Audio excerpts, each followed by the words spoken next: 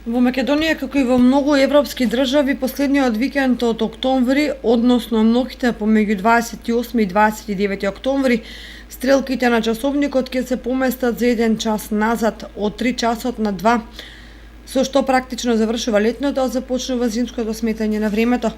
Тоа значи дека во недела, кога ранобудните ќе се разбудат во 6 часот, надвор наместо мрак ќе видат дневна светлина. Иако една од причините за воведувањето на летно и зимско сметање на времето е заштедата на енергија, голем број стручњаци сметаат дека поместувањето на стрелките на часовникот негативно се одразува врз луѓето поради пореметување на ритмот на животот.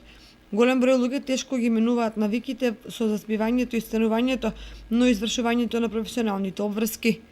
Веројатно потикнати од ваквите појави и искуства, 70 на европратеници деновиве покренале иницијатива да се укине промената на сметањето на времето од летно во зимско.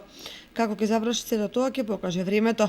Инаку при вакви промени на времето актуелно е предупредувањето до возачите дека во текот на зимското сметање на времето во некои земји кај возилото обавезно да бидат запалени дневни или кратки светла, како што наложува законот за сообраќај.